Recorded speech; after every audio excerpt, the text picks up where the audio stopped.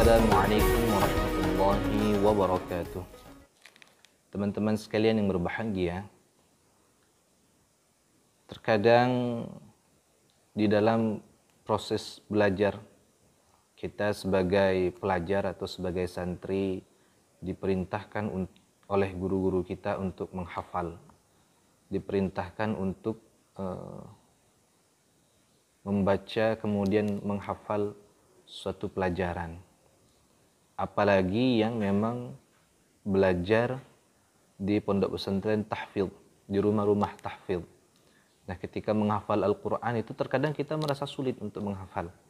Terkadang ketika kita menghafal kitab, menghafal alfiyah atau menghafal yang lain, terkadang baru menghafal juz 1, telah selesai menghafal juz 1, mau lanjut ke juz 2, menghafal Quran, ternyata di juz 1 banyak yang lupa.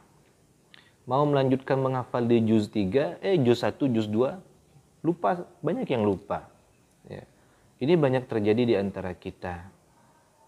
Menghafal kitab disuruh guru, ya, menghafal kitab nahwu misalnya, menghafal matan jurumiyah, baru menghafal al-kalamu huwal lafzul murakkabul mufidu bil wad'i wa aqsamuhu thalathatun ismun wa fi'lun wa harfun jali ma'na. Hafal yang sana, kemudian beralih ingin menghafal babul i'rabi al-i'rabu huwa at-taghyiru awakhiril kalimi li ikhtilafil awamil dakhilati, sampai habis baru hafal itu, tahu-tahu rupanya di awal al-kalamu huwal lafzu, lupa.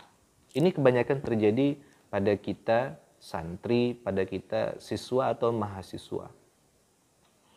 Bukan hanya kadang terjadi pada santri atau mahasiswa, tapi juga bisa terjadi kepada siapa saja. Kenapa kita ketika menghafal itu tidak lengket atau ketika menghafal itu sering lupa? Maka jawabannya adalah yang pertama adalah karena kita terlalu banyak berbuat maksiat. Karena kita terlalu banyak berbuat maksiat, maka ilmu itu enggan mendekati kita. Ilmu itu enggan bergabung dengan kita. Al-Quran enggan mendekati orang yang terlalu banyak berbuat maksiat.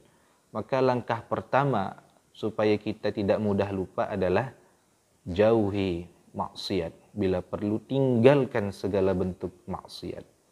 Ya. Contoh kecil maksiat saja adalah misal kita ke masjid, ketika di masjid sholat dipanggil misalnya, atau ada keperluan mendesak keluar, dilihat ada sendal itu kita pakai, pakai bentar, niatnya cuma mau pakai sebentar, tapi tidak ada izin dari si empunya sendal, itu saja sudah maksiat terkecil yang kadang kita tidak sadar. Apalagi maksiat-maksiat yang besar.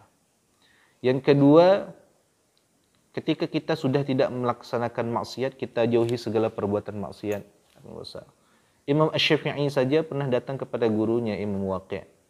Curhat dengan Imam Waqi'. Kata Imam Syafi'i, su'a hifzi, hafalan saya buruk sekali Imam Waqi'. Fa arsyadani ila tarkil ma'asi. Kata Imam Syafi'i, lalu Imam Waqi' mengingatkan kepada aku, udah tinggalkan maksiat. Kalau kamu tinggalkan maksiat, insyaAllah kamu mudah dalam menghafal. Makanya Imam Asy-Syafi'i menjadi orang yang sangat hebat dalam fan ilmu hadis, ilmu fiqih, dan ilmu usul fiqh, dan ilmu yang lain.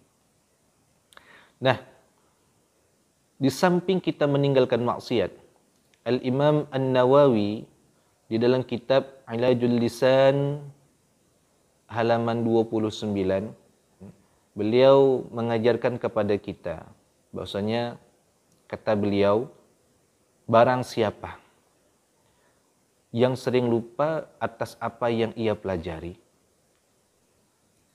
hendaklah ia memperbanyak membaca ya mubdi'u ya mu'id, ya mubdi'u ya mu'id, ya mubdi'u ya mu'id.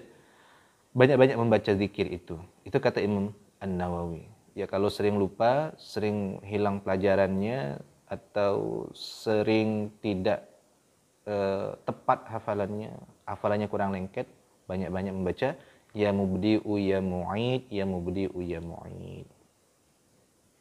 Kalau ada yang memiliki suatu permasalahan, persoalan, dan ingin dihadapi, atau seorang dosen atau seorang penulis yang ingin menulis karya ilmiah, bagus juga perbanyak membaca ya mubdi'u ya mubdi'u ya mubdi'u ya mubdi'u sebanyak 56 kali.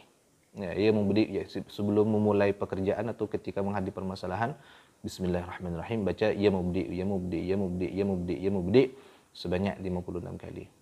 Karena setiap sesuatu yang dimulai dengan bacaan tersebut, insya-Allah akan menjadi berkah. Demikian yang diterangkan oleh Imam An-Nawawi di dalam kitab Ilajul Lisan halaman 29. Jadi teman-teman sekalian, kalau hafalan kita mau kuat, kalau kita mau tidak mudah lupa, ini untuk santri, para penghafal Quran, para penghafal hadis, para penghafal ilmu-ilmu yang bermanfaat, apapun ilmunya, jenis ilmunya yang baik-baik, ayo yang pertama kali yang perlu kita lakukan adalah mari tinggalkan maksiat. Maksiat yang kecil, apalagi maksiat yang besar. Yang kedua, mari kita amalkan apa yang dikatakan oleh Imam An-Nawawi, memperbanyak membaca ya mubdi'u ya mu'id ya mubdi' ya mu'id. Insyaallah hafalan kita menjadi hafalan yang kuat, hafalan yang baik, dan kita tidak mudah lupa dalam menghafal, mempelajari, atau dalam hal apapun yang baik-baik. Insyaallah kita akan menjadi orang yang kuat ingatannya. Silakan diamalkan, semoga bermanfaat bagi kita semua. Bersama Al-Faqir Al-Mutahhiri. Assalamualaikum warahmatullahi wabarakatuh.